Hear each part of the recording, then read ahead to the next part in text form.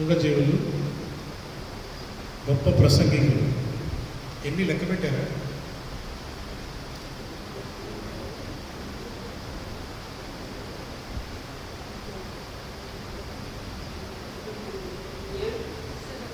ఏడా?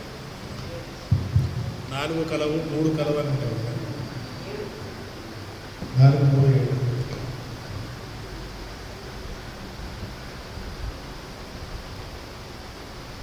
అయితే మనము 24వ వచనం 23లో 4 కలవు అని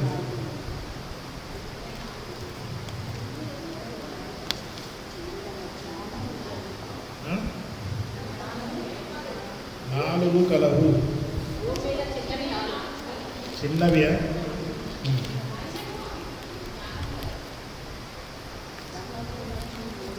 సైజ్ ఏమో చిన్నది,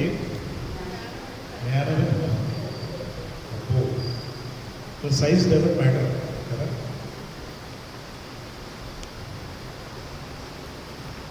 మిక్కిలి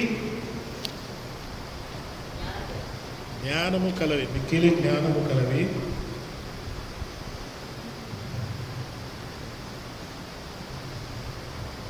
చిన్నవి, మిక్కిలి జ్ఞానం. ఇది ఏ పుస్తకంలో రాసింది? సామెతలు. సామెతలు ఎవరు రాశారు? సొలొమోను రాజు. ఎవరు?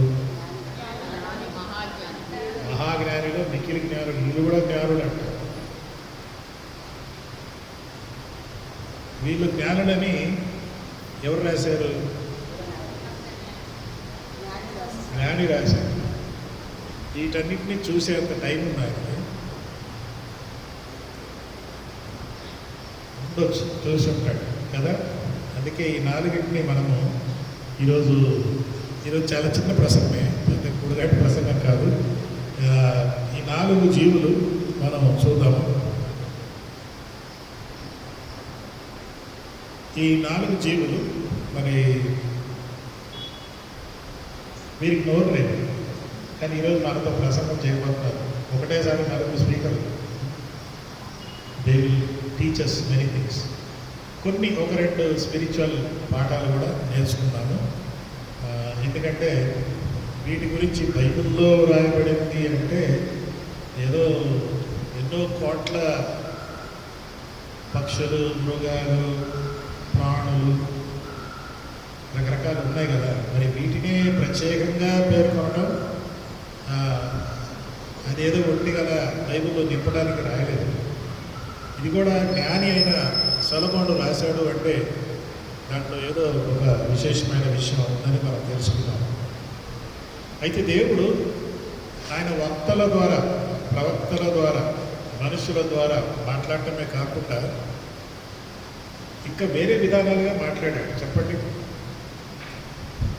గాడ్ స్పోక్ ఇన్ డిఫరెంట్ వేస్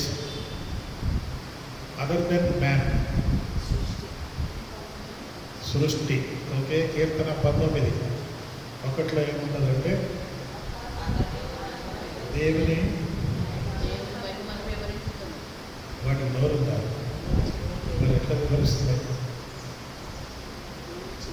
ఆకాశములు ఆయన మహిమను అంటే పైన చూస్తే ఆకాశం నోరు తెలిసి అట్ట కాదు కదా. సో దేవుడు తను తాను ప్రకటించుకోవడానికి, ఏదైనా చెప్పడానికి ఎప్పుడు మనుషుల్నే వాడుకోవడం కాదు. ఆయన హెబ్రీ 1:1 ఏమిటి?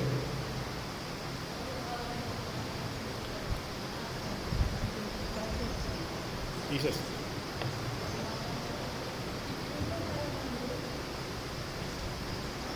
నానా విధములుగా దేవుడు నానా విధములుగా మాట్లాడను. ఎన్ని విధములు? నానా అంటే వద్దు నానా అంటాం కదా, అది కాదు. నానా విధములుగా మాట్లాడు. కొన్ని ఎగ్జాంపుల్స్ ఇవ్వండి. భూమి ఆకాశములు వివరించుచున్నవి. ఇంకా అగ్ని,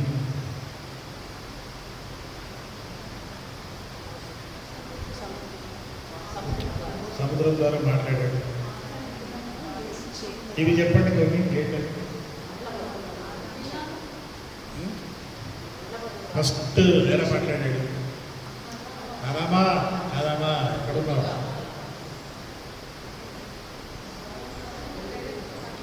అవ్వా ఎక్కడున్నావు? నేను ఇక్కడే ఉన్నా. మీరు గమనించారా? ఆదాము నన్ను మోసం చేశాడు అన్న. ఆదాము ఏమన్నాడు? అవ్వ నన్ను మోసం చేసి. మీరంతా మంచోళ్ళు, అవునా? ఇక్కడ చాలా ఉంది. నేను అందుకే ఊరికి ఆదికాండం పిచ్చిలో పడిపోయాను కొంతకాలం. చాలా సీరియస్గా స్టడీ చేస్తాను. ఓకే, ఫస్ట్ టైము దేవుడు మాట్లాడింది సూటిగా మాట్లాడాడు. ఒక గాడిదని పంపించి తర్వాత గాడిదని పంపాడు. కానీ ఆదాము అవ్వతో సూటిగా మాట్లాడాడు. మంటు పొద ద్వారా మాట్లాడాడు. ఒక కాకిని పంపించాడు. కాకి మాట్లాడలేదు కానీ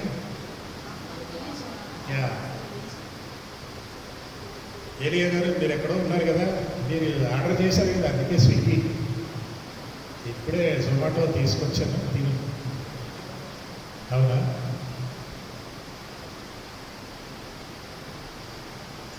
ఒక గాడిద మాట్లాడింది. ఎవరక్కడ? మీరెక్కడ ఒక విచిత్రం గమనించారా? బాగా కొట్టాక గాడిద ఇట్లా తిరిగి మాట్లాడితే అని నువ్వు కూడా మాట్లాడుతున్నావా అని అల్ల, మామూలుగానే మాట్లాడుతున్నాడు గాడుతున్నాడు. గమనించారు అది? నన్ను ఎందుకు కొడుతున్నావు అంటే కొడతాను ఏంటి అన్నట్టుగా. అరే గాడిద, నువ్వు కూడా మాట్లాడుతున్నావు, నీకు కూడా నోరు వచ్చిందా అని ఆశ్చర్యపోవట్లే. ఎందుకంటే వీడు గాడిదయ్యాడు. సో గాడిద భాష అర్థం.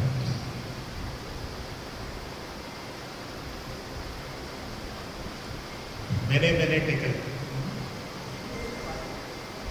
డిజిటల్ రైటింగ్ అంటారు. ఫస్ట్ టైం డిజిటల్ రైటింగ్ గోడ మీద రాసేయడం అన్నది చూస్తాం. ఇక అదేంటి అవతల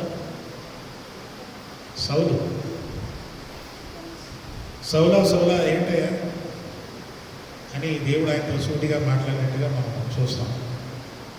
దేవుడు మాట్లాడుతూనే ఉంటాడు, దర్శనముల ద్వారా కళల ద్వారా మాట్లాడుతూనే ఉంటాడు. కానీ ఇక్కడ ఒక ప్రమాదం ఉంది.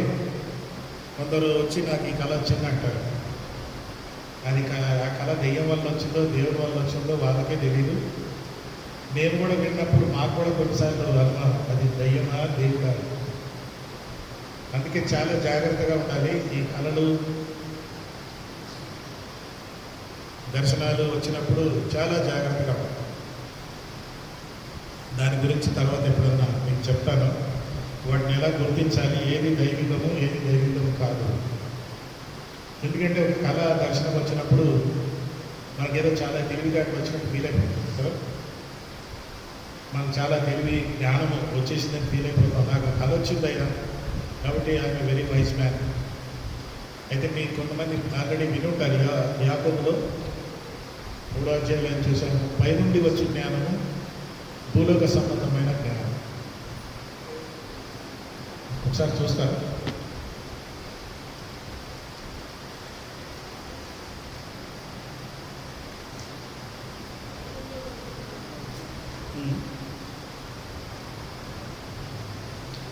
మూడు 16, 3:13. మీలో జ్ఞాన వివేకము గలవాడెవడు? వాడు జ్ఞానంతో కూడిన సాత్వికము గలవాడై తన యోగ్య ప్రవర్తన వలన తన క్రియలను కనపరచవలెను. అది ఎవరు జ్ఞానం గలవాళ్ళంట ఎలా ఉండాలంట? సాత్వికము, యోగ్యంగా ప్రవర్తించాలి. నాకు దర్శనం వచ్చేసిందని డబ్బాలు వాయించుకుంటూ వేరే వాళ్ళంతా నాకంటే తక్కువ అన్నదే అది అవుతుంది. అక్కడే ప్రాబ్లం వచ్చేసింది. అది పైనుండి వచ్చే జ్ఞానం కాదు. అంతేకాకుండా యోగ్యంగా ప్రవర్తించాలి, అయోగ్యంగా ప్రవర్తించకూడదు. అందరికీ చీటి పారేసి వారిని తీర్పు దించేసి నాకే గ్రేటు నేనే గ్రేటు అనకుండా ఉండాలి. మీరు అదే మళ్ళీ 16వ వచనంలో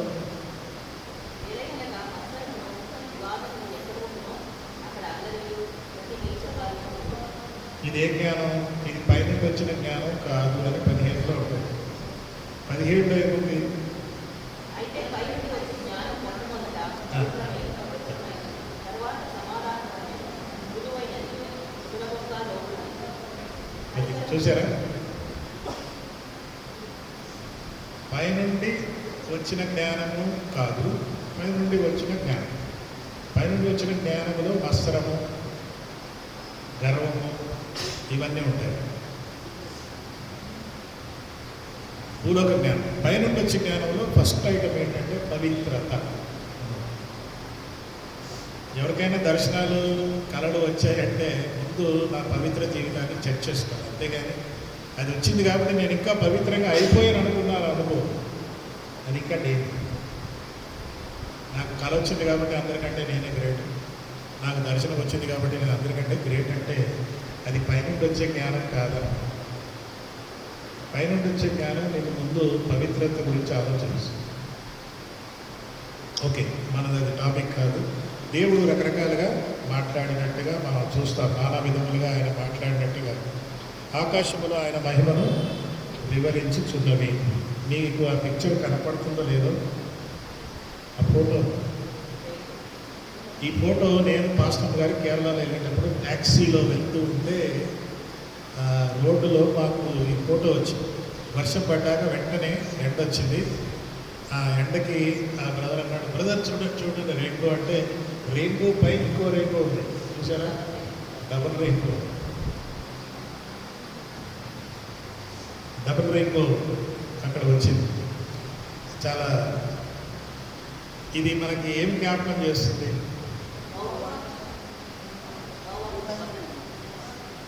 ఏంటా నిబంధన?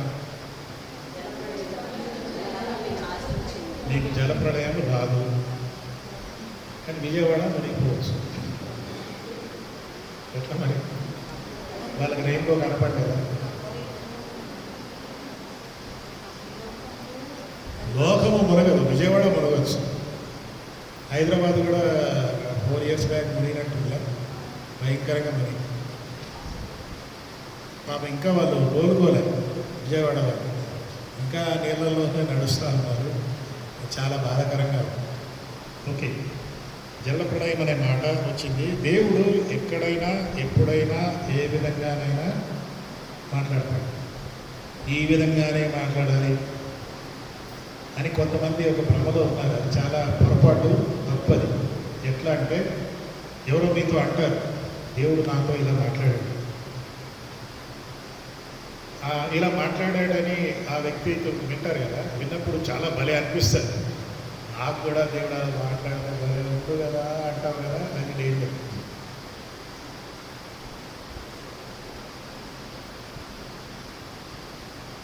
ఇలా చెప్పేవాళ్ళు కూడా కొంతమంది పాస్టర్లు, నీకు ఇలాంటి దర్శనం వచ్చిందా, నీకు ఇలాంటి కళ వచ్చిందా అని అడుగుతారు కదా. అడిగినప్పుడు రాలేదా ఇలా అంటే, అందుకే నువ్వు ఇక్కడ ఉన్నావు, అందుకే నీ బతికేలా ఉంది. మరి దర్శనం కళ ఎలా రావంటే, నాకు వచ్చింది కదా, నాకు వచ్చినట్టుగా నువ్వు కూడా ప్రార్థన చేయి, దేవుడు నాకు వచ్చినట్టుగా నీకు ఇస్తాడు. అది తప్పు, అది చాలా తప్పు. ఎందుకంటే సింపుల్ ఎగ్జాంపుల్, మీ ఇంట్లో 3 పిల్లలు ఉంటే 3తో ఒకేలాగా వ్యవహరిస్తావా? లేదు కదా, నీ పిల్లలే కదా. రకరకాలుగా వ్యవహరిస్తాం, ఎందుకంటే వాళ్ళ మనస్తత్వాలు కూడా వేరువేరుగా ఉంటాయి. దేవుడు కూడా మనల్ని గౌరవించి మనతో కూడా రకరకాలుగా వ్యవహరిస్తాడు. కానీ కొందరు ఏంటంటే, నీకు ఈ దర్శనం ఉంటేనే, నీకు ఇలా జరిగితేనే, ఇదే అన్నట్టుగా ఉంటుంది. నీకు చెప్పాను ఒకసారి, విజయవాడలో వీధన్నీ medical shops. Andhra side medical shops బయట బోర్డు పెట్టారు, ఏంటది, ఇదే మందుల షాప్. నెక్స్ట్ షాప్ వెళ్ళేవారు, ఇదే మందుల షాప్. 3వ షాప్ వెళ్ళేవారు, ఇదే మందుల షాప్. ముందు చూసినా ఇదే మందుల షాపు, మందుల షాపు.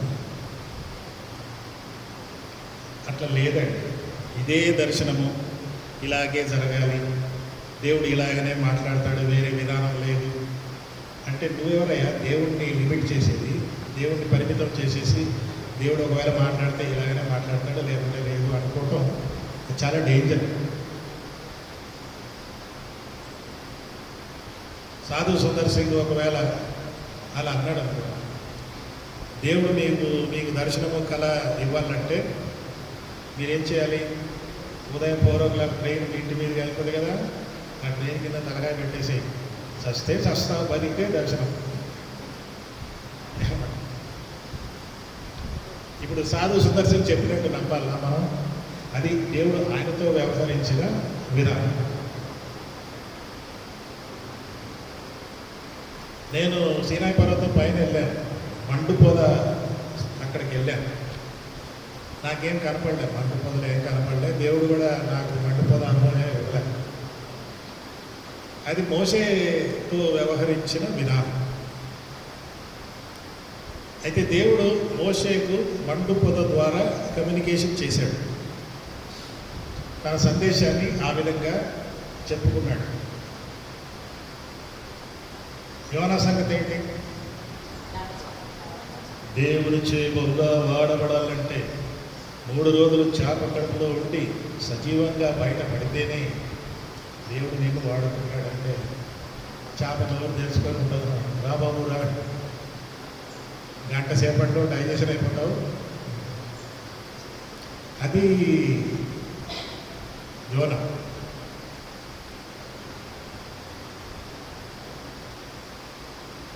దానియేలు గారు మీరేమంటారు? ఒక నైట్ సింహాలతో ఉండు, బయట బతికి బయటపడితే వాడుకుంటాడు, లేకుంటే నువ్వు సింహాలకు బిర్యానీ. అది దానియేలు స్టైల్. అలా చెప్పుకుంటా పోతే బైబిల్లో అందరినీ ఒకేలాగా ట్రీట్ చేయలే, అందరితో ఒకేలాగా వ్యవహరించలే, అందరికీ ఒకే దర్శనం ఇవ్వలేదు, అందరికీ ఒకేలాంటి కళ ఇవ్వలేదు.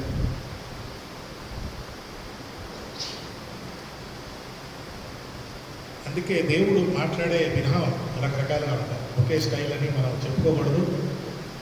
వేరే వాళ్ళు చూసేసి ఆ సిస్టర్కి దర్శనం వచ్చిందంట, నాకు కూడా వస్తే బాగుంది కదా. ఇది చాలా పెద్ద పొరపాటు. ఒక విధంగా నేను దీన్ని పాపం అంటాను. ఎందుకంటే నీవు దేవుడిని లిమిట్ చేసేసి పరిమితం చేసి నాకు కూడా అలా ఉండాలి, నాకు దేవుడు అంటాడు నువ్వు నాకు వదిలే, నేను చూసుకుంటాను కదా. అయ్యా పౌలు గారు మీ సంగతి ఏంటి? నా సంగతి ఏముందండి? ముందు గుర్రం స్వారీ నేర్చుకోవాలి, హార్స్ రైడింగ్ నేర్చుకోవాలి. ఆ గుర్రంలో వెళ్తా ఉంటే పడాలి, పడినప్పుడు మీరు గుడ్డోలు అయిపోవాలి, 3 రోజులు మీరు గుడ్డోలుగా ఉండాలి. ఆ తర్వాత మీ కంటి నుండి పొరలు రాలాలి, అప్పుడే పాడుకుంటాడు. ఒకవేళ పౌలు గారు ఇదే మందుల శాప అన్నట్టు ఇదే విధానం దేవుడు మనం వాడుకుంటే విధానం అంటే ఇక మనం ముందు గుర్రం స్వారీ దగ్గరికి వెళ్ళి నేర్చుకోవాలి, కింద పడాలి, గుడ్డోలు అయిపోవాలి. సో అందుకే మాటికి చెప్తున్నాను ఏంటంటే, ఎవరికో ఏదో జరిగింది కాబట్టి నాకు కూడా జరగాలి అని అలా బోధించే వాళ్ళు ఉన్నారులేండి, బోధకురాళ్ళు ఉన్నారు. అలాంటి వారి మాటలకు మీరు ఇది కావద్దని నేను మీకు చెప్తాను. ఓకే, చీమల గురించి కొన్ని మాటలు. ఇదే 24వ వచనంలో, భూమి మీద 4 కలవు, అవి మిక్కిలి జ్ఞానము గలవి. చీమకు జ్ఞానమా? దాని బుర్ర ఎంత ఉంటుంది? ఒక తులమన్నా ఉంటుందా? అసలు చీమ బరువే తులం ఉంటుందా? గండు చీమ అంటారు కదా, అది ఎంత ఉంటుంది బరువు? ఒక తులం ఉంటుంది. 1/2 గ్రామ్, 1/2 తులం ఉంటుంది. 1/2 గ్రామే. అవునండి. సో చీమ ఈరోజు మనకి ముఖ్య బోధకులు. అయ్యా చీమ ఏం చెప్తావు, మాకు కొంచెం చెప్తావా అంటే, చీమ గురించి ఇవి బలహీనులు, వేసవి కాలంలో ఆహారము సిద్ధపరచుకుంటాయి కదా. ఇప్పుడు వర్షాలు వస్తున్నాయి కదా, చీమలు ఎక్కువ రావు. ఎందుకంటే వాడి ఫ్రిడ్జ్ నిండా ఫుడ్ ఉంది కదా, ఫ్రిడ్జ్ నిండా ఫుడ్ ఉంది. వాళ్ళు సమకూర్చుకుంటే ఫుడ్ కూడా చెడిపోయే ఫుడ్ కాదు, మంచి ఫుడ్డే. ఇంకా ఏంటంట అయ్యా చీమల గారు, మీరేమంటారు? శ్రమించే సమయంలో శ్రమించుట మేము సోమరులం కాదు, సోమరులం కాదు. మేము చేసే పనిని ఎప్పుడు వాయిదా. మళ్ళీ ఎవరైనా ఉన్నారా? నేను ఎప్పుడు కూడా నా పని వాయిదా వేయలేదని ఎవరైనా ఉన్నారు? అందరూ వాయిదా వేస్తాను అంటారు. చీమ ఈరోజు ఈ బోధకుడు అంతా ఏమంటాడు? మేము ఎప్పుడు వాయిదా వేయం, ఎప్పుడు చేయాలో చేసేసుకుంటాం. చూసారా? మూగ జీవులే కానీ పెద్ద ప్రసంగికులు వాళ్ళు నేర్పిస్తున్నారు ఏంటంటే శ్రమ పడాలి, కష్టపడాలి. ఎందుకంటే 2వ తెస్సలోనిక 5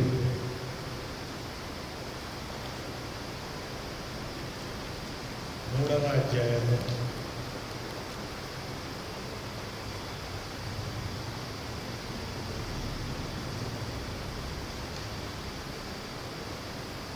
10వ వచనం.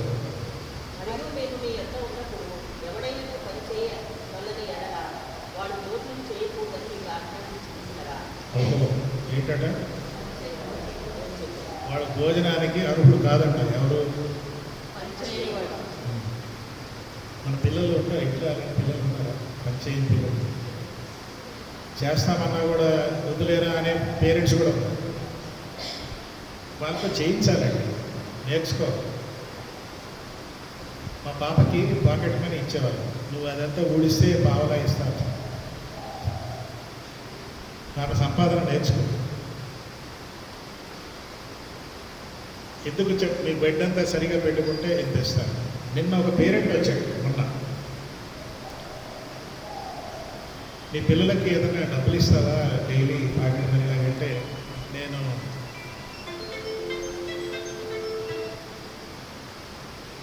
ఇస్తానండి. ఉదయం లేచి బైబిల్ చదివి ప్రార్థన చేస్తే 10 పాయింట్లు. 10 పాయింట్లు అంటే 10 రూపాయలు.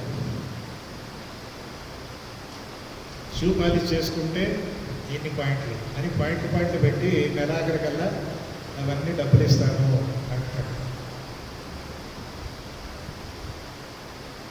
అదొక అలవాటు. కొంతమంది పేరెంట్స్ అలా నేర్పిస్తారు.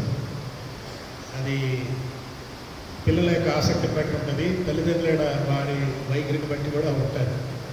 కొంతమంది నటన చేస్తారు, అలా కాకుండా నేర్పించు. మీలో ఎవరైనాను పని చేయనొల్లని ఎడల వాడు, తర్వాత మీలో కొందరు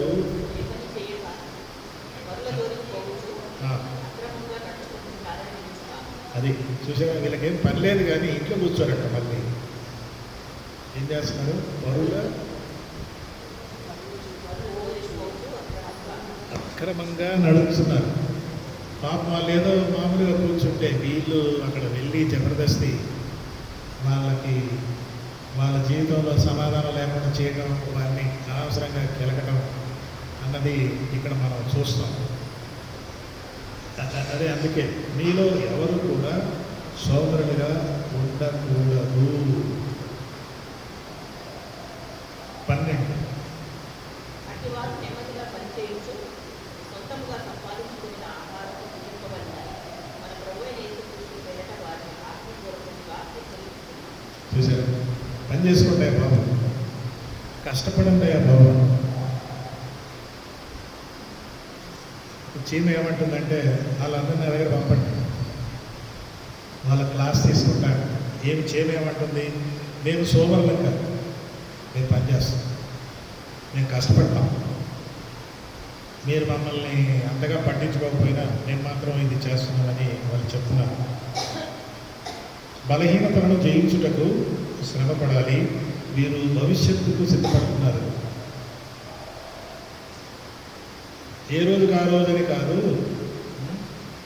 ఏనాటి కీడు ఆనాటికి చాలని కాదు. వీళ్ళ సిద్ధాంతం అది కాదు.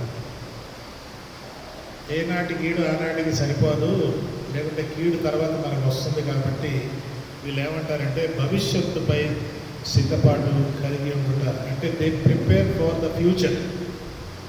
ఇక్కడ ఆధ్యాత్మికంగా ఏం నేర్చుకుంటున్నారు?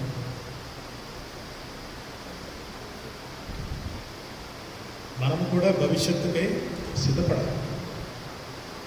అన్నిటికంటే భవిష్యత్తు ఏంటది? నిత్య జీవానికి ఇప్పుడే సిద్ధపడాలి. ఇదిగో ఇప్పుడే అనుకూల సమయము, నేడే రక్షణ దినం. రేపు ఏమి సంభవించినో మీకు తెలియదు కాబట్టి మీరు సిద్ధపాటు కలిగి భవిష్యత్తుకు సిద్ధపడండి అంటూ ఈ యొక్క చీమకి రక్షణ ఇవన్నీ ఏం తెలియదు. కానీ ఒక విషయం చెప్తుంది, హలో మనుషులారా, మీరు భవిష్యత్తుకు సిద్ధపడాలంటే ఇప్పుడే సిద్ధపడాలి. ఇప్పుడే మీరు సిద్ధపడాలి అంటూ భవిష్యత్తుకు సిద్ధపడడం అనే మాట ఇక్కడ మనం చూస్తాం. నేను చాలామంది యవనస్తులు చెప్తా ఉంటాను, ఇప్పుడు బాగా హాయిగా ఉండండి, తర్వాత దుఃఖపడండి. ఇప్పుడు కష్టపడండి, తర్వాత మీ బతుకులు హాయిగా ఉంటాయి. కానీ ఇప్పుడు కష్టపడాలి, ఇప్పుడు కష్టపడాలి. కష్టాలు వచ్చినప్పుడు అప్పుడు వాటిని ఎదుర్కోవడానికి వీలు ఉంది అంటూ ఈ యొక్క చీమ గురించి మనకు కొన్ని విషయాలు ఈరోజు నేర్చుకుంటాం.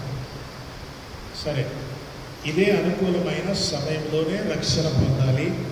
అంతేకాకుండా నిత్యత్వానికి మనం సిద్ధపడాలి. మరి వాయిదా వేయకూడదు. చాలామంది వాయిదాలు వేస్తారు. యేసు నమ్ముకోయా, రక్షణ పొందయ్యా అంటే ఏమే అంత వేస్ట్. మీరు రక్షణ పొందిన అందరూ బాగుంటున్నారా? రక్షణ పొందామని చెప్తున్నారు కదా, మన బతుకులు చూడండి ఎలా ఉంటున్నారు, రక్షణ పొందామని చెప్తున్నారు అంటూ కొంతమంది వారి సొంత రక్షణ జీవితాన్ని వాయిదాలు వేసుకుంటున్నారు. చీమలు అలాంటివి కాదు. ఇదిగో వేసవి కాలం ఉన్నప్పుడే చేసేసుకోవాలి. వేసవి కాలంలో అంటే దీన్ని ఇంకొక ఆధ్యాత్మికంగా చూడాలంటే చీకటి కాలము వచ్చుతున్నది. వెలుగున్నప్పుడే ఇల్లు సర్దుకోవాలి. సూర్యుడు అస్తమించక ముందే పని చేసుకోవాలి అంటూ ఈరోజు మరి బ్రదర్ చీమ మనతో మాట్లాడతాడు. మంచి బోధపడు కదా, మూగజీవులే కానీ. సరే, చిన్న కుందేల గురించి చూద్దాం. అక్కడే ఉంది కదా, చీమ బలము లేని జీవులు అయినను అవి వేసవిలో ఆహారం చెందుకోవచ్చు. చిన్న కుందేళ్ళు బలం లేని జీవులు అయినను అవి పేటు సందులలో, పేటు అంటే బండ సందులలో, గుహల్లో వాటిలో ఉంటాయి. ఈ కుందేలు, ఈ చిన్న కుందేలు అని పెట్టాడు పేరు. పెద్ద కుందేళ్ళు ఉంటాయి, అవి ఇంత బాగా పెద్దగా ఉంటాయి. అవి చాలా ఫాస్ట్గా పరిగెత్తాయి. వాటిని పట్టుకోవటానికి కొన్ని స్పెషల్ కుక్కలను తయారు చేస్తారు. ఆ కుక్కలకు కూడా చకమాయించేసి ఇవి పరిగెత్తారు. చాలా ఫాస్ట్గా వెళ్ళి సడన్గా యూటర్న్ తీసుకొని ఇంటికి వచ్చేస్తుంది. ఆ కుక్క మళ్ళీ చుట్టూ తిరిగి వచ్చేది కూడా ఇది మళ్ళీ 1/2 కిలోమీటర్ పరిగెత్తే ఉంటుంది. ఆ కుందేలు కాదు. కుందేలులో ఇది చాలా చిన్న కుందేలు, బలహీనమైనది అనమాట. ఈ కుందేలు దీన్ని బ్యాడ్జర్ అని అంటారు, రాక్ బ్యాడ్జర్ అనే పేరుంది. మరి ఇవి చాలా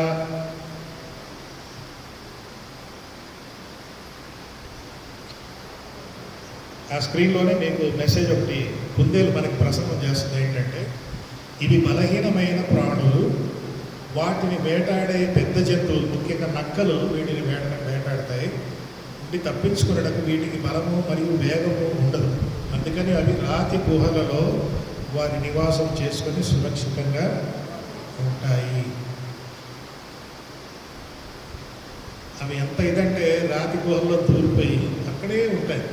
పాప నక్క ఇదిగో చేతికి అందినట్టు ఫీల్ అవుతుంది, కానీ అది దొరకవు. మనం నేర్చుకుంటే ఆధ్యాత్మిక పాఠం ఏంటి?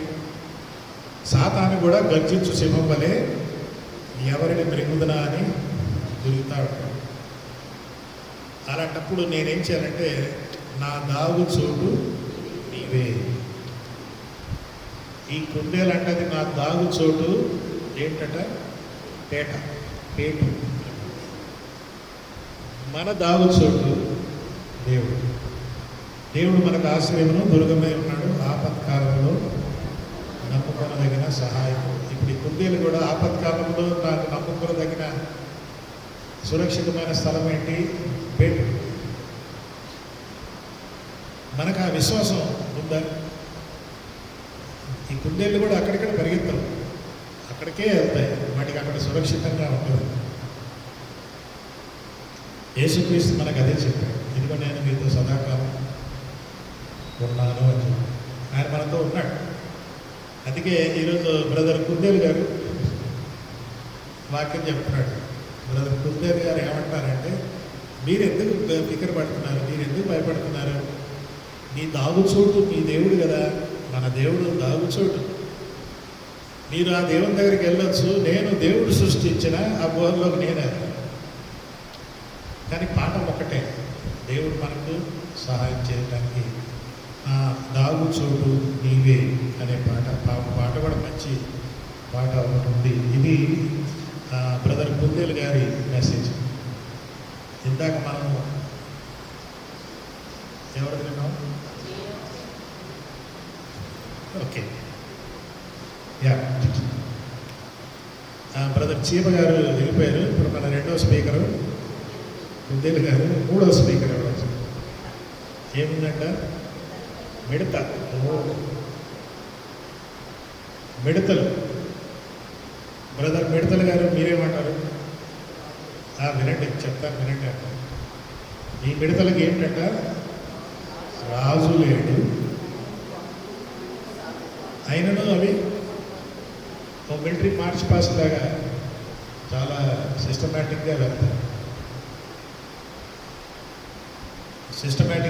కానీ దాన్ని మాత్రం డిస్టర్బ్ చేస్తే మళ్ళీ తిరిగి అటాక్ చేస్తాయి.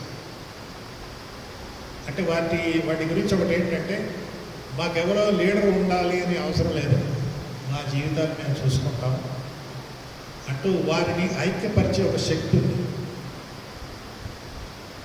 వారిని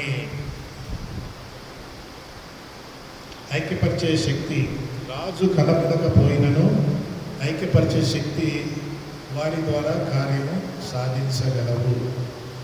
అదేంటో మనకు తెలియదు, ఎవరో లీడర్ నుండి చెప్పడం అని కాకపోయినా అవి కలిసి పనిచేస్తాయి. ఒకసారి మీకు న్యూస్లో విన్నారో లేదో, మిడతల సమూహం నిజామాబాద్ దాకా వచ్చింది. అది కానీ సిటీకి వస్తే అయిపోయినట్టే. అంటే దాన్ని ఏదో విధంగా దాన్ని తరిమేశారు, ఏదో శబ్దాలు చేసి తరిమేసినట్టుగా మీరు చదివే ఉంటారు కదా. కాబట్టి వాటి యొక్క ఐక్యత, మళ్ళీ ఒక్కొక్క మిడతను వేరుగా తీస్తే నొక్కేయచ్చు, కానీ అన్నీ కలిసి వచ్చాయనుకో. ప్రతి తెగుళ్ళలో మిడత ఉందేనా? మిడతలు, ఇంటి నిండా మిడతలు, ఊరి నిండా మిడతలు, ఎక్కడ చూసినా అక్కడ మిడతలే మిడతలు. అయితే బ్రదర్ మిడతల గారు మీరు మాకేం చెప్తారు చెప్పండి అంటే, మిడతల గారు మనకి కొన్ని విషయాలు చెప్తారు. వ్యక్తిగతంగా బలహీనుడు, కానీ ఐక్యంగా దేనినైనా నాశనము చేయగలవు. ఇది మనము సంఘంలో దీన్ని అనుకోవచ్చు. సంఘంలో ఐక్యత లేనప్పుడు ఈజీగా దాన్ని నాశనం చేయవచ్చు. కుటుంబంలో ఐక్యత లేనప్పుడు దాన్ని నాశనం చేయవచ్చు. అయ్యా బ్రదర్ మిడత గారు మీరు ఏమంటున్నారు? నేను చెప్పేది అదే. కుటుంబాల్లో గొడవలు ఎందుకు ఉన్నాయంటే మాలాంటి ఐక్యత మీకు లేదు. మమ్మల్ని ఐక్యపరిచే శక్తి అనేది మీకున్నా మీరు వాడుకోవట్లేదంటే ఏంటి ఆ శక్తి? మనల్ని ఐక్యపరిచేది ఎవరు? పరిశుద్ధాత్మ దేవుడే మనల్ని ఐక్యపరుస్తాడు. ఇక్కడ చూడండి, కొన్ని పాఠాలు మనం నేర్చుకున్నాం. దేవుని బిడ్డలుగా మనకు కళ్ళకు కనపడే రాజు లేకున్నా మనల్ని ఐక్యపరిచే శక్తి ఉన్నాడు, ఆయనే. అందుకే ఎఫ్ఎస్సి 4:1 ఏముంటుందంటే ఆత్మ కలిగించు ఐక్యం. ఇక మనల్ని ఐక్యపరిచేవి ఉండొచ్చు, కానీ అది తాత్కాలికమైనదే. మేమంతా ఆంధ్రలో అదొక ఐక్యం, మేమంతా తెలంగాణలో అదొక ఐక్యం, మేమంతా మాలవలో ఐక్యం, మేము మాదిలో, మేమంతా అది, మేమంతా ఇది. ఇవన్నీ ఐక్యపరిచేవే, కానీ అవి ఎక్కువ కాలం మనతో ప్రయాణం చేయవు. ఆత్మ కలిగించు ఐక్యత. ఈ ఆత్మ ఎవరికి కనపడటం లేదు, కానీ ఆయన మనలో ఉన్నాడు. ఈయన మనల్ని ఐక్యపరచాలి. అందుకే బ్రదర్ మిడత గారు అదే అంటాడు, మాకెవరు లీడర్ ఎవరు, మరి ఎవరే అన్ని లీడర్ అంటే మాకు తెలియదు, కానీ మమ్మల్ని మాత్రం ఐక్యపరిచే ఒకటి ఉంది, మేము ఎప్పుడు కలిసి పనిచేస్తాం. ఎంత మంచి విషయం కదా. మన కుటుంబంలో మనల్ని ఐక్యపరిచేది ఏంటి? దేవుడు, పరిశుద్ధాత్మ దేవుడు కుటుంబాలను కూడా ఐక్యపరుస్తాడు అనే మాట ఇక్కడ చూస్తాం. సరే, ఇకపోతే 28వ వచనంలో బల్లి అని ఉంది, కానీ ఇంగ్లీష్ బైబిల్లో సాలెపురుగు అని ఉంటాయి. బల్లె సాలెపురుగు రెండు కూడా రాజభవనాల్లో ఉంటాయి. బైబిల్ స్కాలర్స్ కొందరేమో ఇది సాలెపురుగు, కొందరేమో ఇది ఒక రకమైన బల్లి. మామూలుగా మనం చూసే బూడిద రంగు బల్లులు కాదు, వేరే రంగురంగులు వచ్చే బల్లులంట. కానీ ఎక్కువగా హీబ్రూ భాషలో సాలెపురుగులు అంటారు, కొందరేమో బల్లి అంటారు. ఎందుకంటే ఇవి రెండు కూడా రాజభవనాల్లో కనపడతాయి. సో సాలెపురుగు గురించి కొన్ని మాటలు మనం చూద్దాం. సాలెపురుగు ఏమంటుంది? అయ్యా బ్రదర్ సాలెపురుగు గారు మీరేమంటారు? మేమంటే ఎవరికి ఇష్టం లేదండి. మమ్మల్ని చూస్తేనే పారిపోతారు, లేదా మమ్మల్ని కాళ్ళ కింద నొక్కేస్తారు, లేక చీపురు పట్టుకొచ్చి కొట్టి పారేస్తారు. మేమంటే ఎవరికి ఇష్టం లేదు. అవునా? కానీ అది తన విశేషమైన సామర్థ్యాలను తెలివిగా ఉపయోగించి ఎక్కడికైనా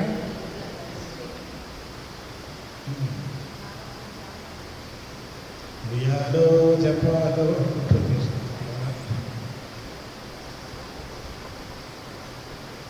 సడన్గా ఒకరోజు మరి ఇంట్లో కనపడుతుంది కదా, అరే ఇది ఎప్పుడు వచ్చిందా అంటే టగటగటగా రాత్రి అంతా పనిచేసి పెట్టేస్తాను. ప్రజలు నన్ను అసహించుకున్న నాలో ఒక సామర్థ్యం ఉంది. ఆ సామర్థ్యం మీద నేను ఎక్కువగా ఏకగ్రీవంగా ఫోకస్ చేసి దానినే నేను ఉపయోగిస్తాను. ప్రజలు నన్ను ఏమన్నా అనుకొని నన్ను ఏమన్నా చేయనివ్వండి. ఇక్కడ ఒక పాఠం నేర్పిస్తున్నాడు బ్రదర్ సాలెపురుగు. కొన్నిసార్లు వేరే వాళ్ళు మనల్ని అసహించుకున్నారని మనం దిగులు పడి మనలో ఉన్న సామర్థ్యాన్ని కూడా పాతి పెట్టేసుకుని ఏమీ చేయలేకుండా ఉంటాం. మనలో ఒక ప్రత్యేకత అనేది ఉంటుంది. సాలెపురుగులో ఉన్న ప్రత్యేకత ఏంటి?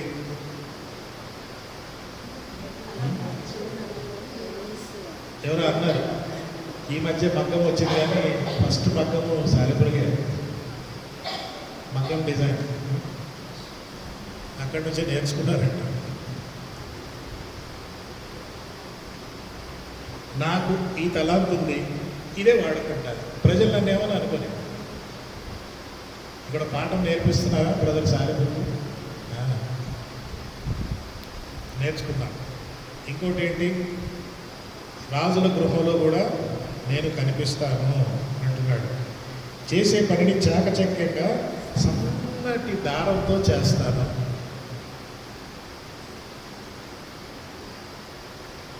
ఒక సాలెపురుగు ఎన్ని మీటర్ల దారం ఉత్పత్తి చేయగలదు?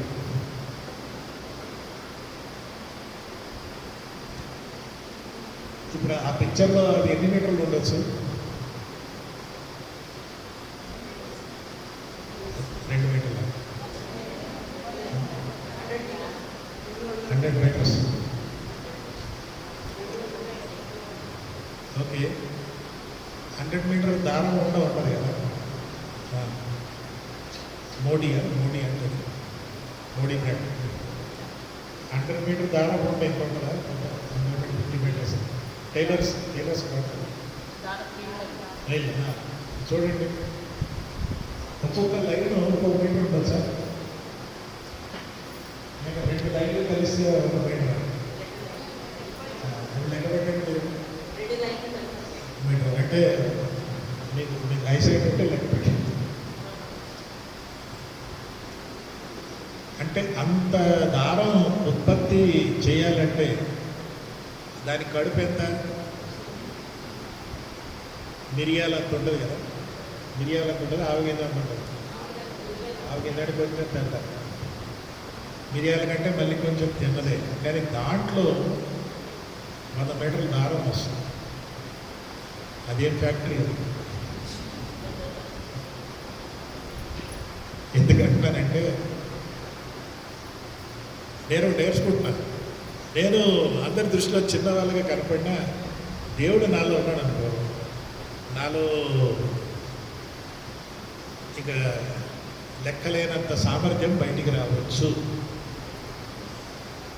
I can do all things through Christ అంటాడు. క్రీస్తు ద్వారా నాకు సమస్తము సాధ్యమే అనేది ఈ బ్రదర్ సాలిపురు గారు మనకు నేర్పిస్తూ ఉన్నాడు. సన్నని దారం చాకచక్యంగా చేసే పని చేస్తూ ఉంటారు. అల్లుట, కష్టపడి ఓపికతో అల్లుట, ప్రజల మెప్పు పొందుతారు. బిగినింగ్లోనేమో ఎవరు ఇష్టపడరు, సాలిపురు చేసేది అంటారు. కానీ అదంతా చూశాక సాలిపురు ఎంత బాగా అల్లింది అని నేర్చుకుంటారు. అంటే ఏం నేర్చుకుంటా పాఠం? ఆరంభంలో ప్రజలు మనం అసహించుకుంటారు, కానీ మనము వాళ్ళ ముందు పట్టించుకోకుండా మనకున్న సామర్థ్యాన్ని మనం వాడుకొని మన జీవితాన్ని మనం కట్టుకున్నప్పుడు ఆ ప్రజలే వచ్చి అబ్బా ఏం బతికండి, ఏం కట్టుకున్నారండి అని వాళ్ళు చెప్తారు. ఇది మనకి బ్రదర్ సాలిపురు గారు బోధ చేస్తున్నాడు. కొందరు ప్రజలు మనల్ని ఇష్టపడరు, అయినప్పటికీ విశ్వాసంతో మనము ముందుకు సాగాలి. మన శక్తి సామర్థ్యాలను యేసయ్య చేతిలో పెట్టేస్తే ఆయన మన జీవితాలను నిర్మిస్తాడు. ఆయన నిర్మించేటప్పుడు ఆయనకు కాదు, నాకు ఓపిక కాదు. కుమ్మరి కుండ చేసేటప్పుడు ఓపిక ఎవరికి ఉండాలి? కుండక కుమ్మరికి. కుండ ఎప్పుడైనా త్వరగా కానీ ఏంటి నువ్వు ఊరికి నన్ను తీసుకెళ్తా ఉన్నాను, మళ్ళీ తీసి పడేసావు, మంచి షేపులో వస్తే మళ్ళీ తీసుకెళ్ళి నన్ను షేప్లెస్ చేసావు, త్వరగా కానీ అని కుండ ఎప్పుడు చెప్పదు. కుండ సింప్లీ సరెండర్ అయిపోతుంది. పాపం కుమ్మరికి ఓపిక ఉన్నారు. మన పరమ కుమ్మరి కుమ్మరి కుమ్మరి ఒక పాట ఉంది కదా, కుమ్మరి ఓపిక అనే మాట ఇక్కడ మనము మన జీవితాన్ని ఆయన చేతిలో పెడితే మన బతుకులు ఇస్తే, కానీ దాంట్లో నుండి 100 మీటర్ల దారం తెస్తాడు. దాంట్లో నుండి అసామాన్యమైన విషయాలు ఆయన చేయగలుగుతాడు. దానిలో నుండి మీరు ఊహించనటువంటి కార్యాలు మన ద్వారా చేయిస్తాడు. గొలియాతు ముందు దావీదు ఎంత ఎంత ఎంత పెద్దోడో ఎంత చిన్నవాడు. ఒరేయ్ నన్ను కుక్క అనుకున్నావురా అన్నాడు. కుక్కేంటి అవుట్ అన్నాడు. ఇక్కడ దావీదు తన జీవితాన్ని దేవుని చేతిలో పెట్టాడు. ఒడిశలు విసిరేసినప్పుడు చిన్నపిల్లోడు విసిరేశాడు కాదు, కానీ విసిరేసినప్పుడు ఆయన చెయ్యి దేవుడు పట్టుకుని విసిరేశాడు. అందుకే ఒక శాఖలో ఏకే పాటించడంలాగా చచ్చిపోయాడు. దేవుడు మనం వాడుకుంటాడు. అదే మనకి బ్రదర్ సాలిపురు గారు మనకి చెప్పే విషయం అదే అన్నమాట. ఇది నా వలన కలిగినది కాదు, దేవుడు చేస్తాడు, దేవుడు చేస్తాడనే మాట. మనము రాజుల రాజుతో చిరకాలము నివాసము చేస్తామనే మాట. ఇక్కడ ఈ యొక్క సాలిపురుగు అది కట్టుకొని ఇంటేనే నా బతుకు, నేను ఇంకా పర్మనెంట్గా సెట్ అయిపోతాను అనుకుంటా ఉన్నదట. ఈలోగా ఎవడో వచ్చి దాన్ని అలాగన్నప్పుడు ఒకవేళ సాలిపురుగు తప్పించుకొని పారిపోతే సరి, లేదా దాంట్లోనే నలిగిపోయి చచ్చిపోతూ ఉంటుంది. ఇదే శాశ్వతము, ఇదే అని కాకుండా ఇక్కడ మనం చూస్తే మనము ఈ సాలిపురుగు గంట నేను రాజుగారి భవనంలో నివాసం చేస్తున్నానంటే మనమేమనుకోవాలి, రాజులకు రాజైన ఆయన భవనంలో చిరకాలము నివాసం చేస్తున్నాం. సో 4 ప్రాణులు, మూగ ప్రాణులు ఈరోజు మనకు వాక్యం చెప్పాయి. ఎవరెవరు? చీమ నుండి ఏం నేర్చుకుంటాం? నేడే అనుకూలమైన సమయం. భవిష్యత్తు మనకు తెలియదు కాబట్టి భవిష్యత్తు కొరకే ఇప్పుడే మనము సిద్ధపడాలి.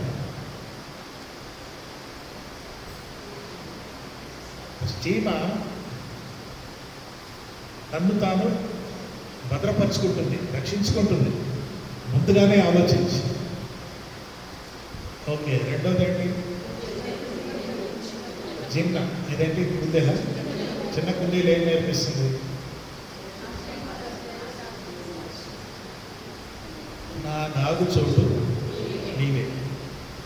దేవుడు మనకు ఆశ్రయం. గర్జించు సింహం వలె వాడు తిరుగుతూ ఉన్నాడు ఎవరిని మృంగాలి అని.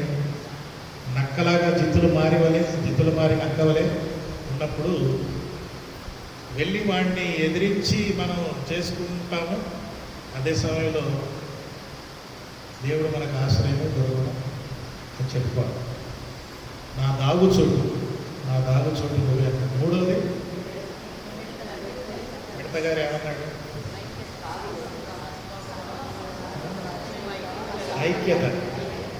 ఐక్యత అన్నది చాలా అవసరం. వాళ్ళు విడివిడిగా ఏం సాధించలేదు, కానీ కలిశారనుకో ఐగుప్తు దేశాన్ని అడలింపజేసేస్తారు. ఐక్యత మనకి చాలా అవసరం. కుటుంబంలో ఐక్యత చాలా అవసరం. కుటుంబాల్లో ఐక్యత లేనందుకే సాతాను శక్తులు చాలా ఈజీగా ఆ కుటుంబాలని చిందరబందన చేసేస్తారు. ఇక చివరిగా ఏం చూసాం? ఏమంటాడు బ్రదర్ సాలెపురుగు గారు? ఏమన్నారు?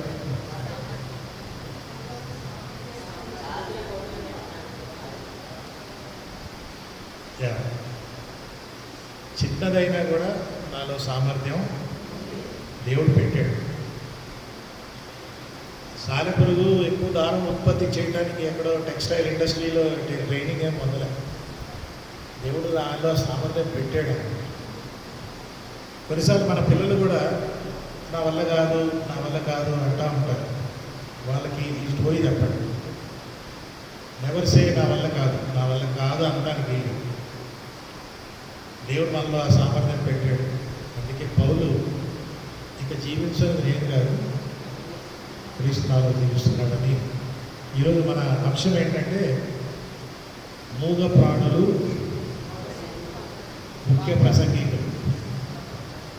మూగ ప్రాణులు ముఖ్య ప్రసంగికులు. మీరు చదివిన పాఠ్యభాగం ఇంకా వేరే ఉన్నాయి, కానీ ఈ నాలుగుటికే ప్రత్యేకంగా ఏం చెప్పబడిందంటే అవి చిన్నవి కానీ మిక్కిలి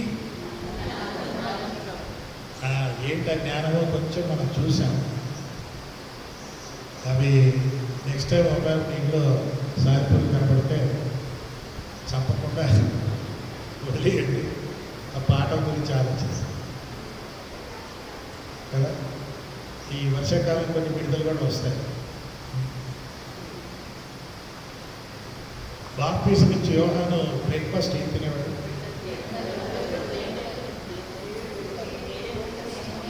ఏంటి ఆ మిడతలు? ఇంత ఇటుక సైజులో ఉండేవాడు. పాల్గొట్టి లోపల ఉన్నది మొత్తం శ్రీఖండులాగా తినేవాడు. అది ఆయన కాలం టేస్టీగా. నేను ఒక ఇలస్ట్రేషన్ చెప్తాను. నేను ఫిలిప్పీన్స్ దేశం వెళ్ళినప్పుడు ఒక ఆయన ఈవినింగ్ 4 o'clock బలూత్ అన్నాడు. నాకేం అర్థం కాదు. తర్వాత ఆ రోజు రాత్రి మా ఫ్రెండ్ హోటల్లో మమ్మల్ని దిగబెట్టి ఒక ప్యాకెట్లో ఏదో ప్యాకెట్ ఇస్తే ఏంటి అంటే బలూత్ అన్నాడు. ఏంటో బలూత్ అంటే బాతుగుడ్లు.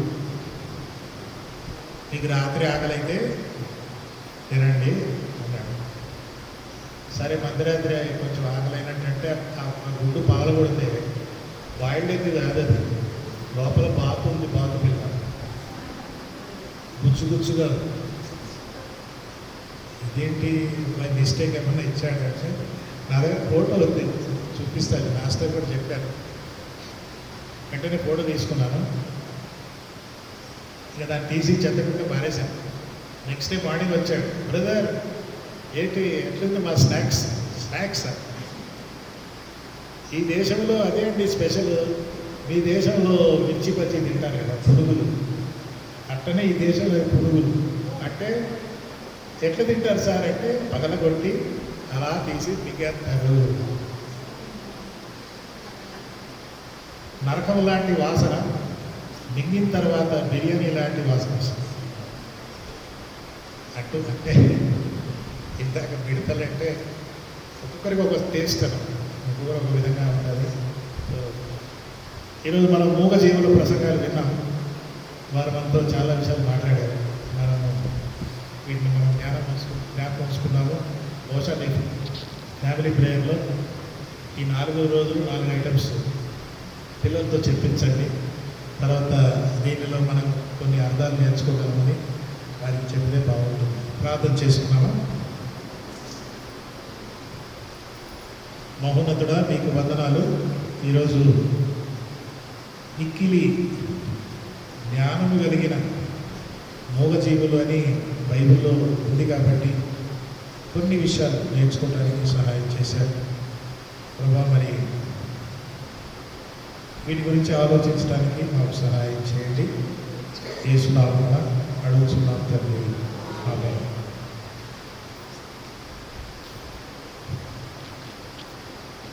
మీలో మరి ఎవరైనా వాక్యం చెప్పాలన్న వాళ్ళు పేర్లు ఇవ్వండి. మీరు పేర్లు పెట్టి పిలిచేది లేదు. ఎవరికైనా వాక్యం చెప్పాలంటే చెప్పండి. నాకు బాగా జ్ఞాపకం, కొత్తగా వచ్చినప్పుడు కొందరు చర్చిలో ఏమన్నారంటే మా లేడీస్ తక్కువేం కాదు, కనీసం ఒక 12 మంది ఉన్నారు వాక్యం చెప్పే వాళ్ళు ఉన్నారు. ఈ 2 years నుండి వెయిట్ చేస్తున్నాను.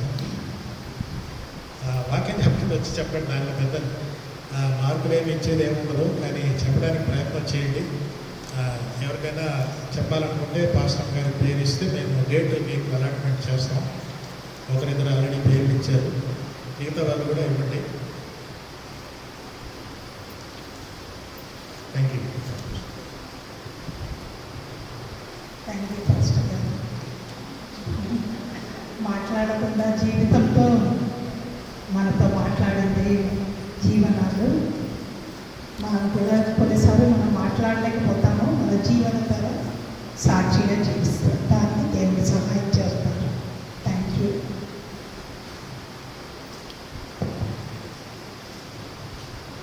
అమ్మగారు అప్పుడప్పుడు అసాధారణంగా మౌనంగా ఉంటారు, అంటే ఏదో సందేశం ఉన్నట్టు కదా.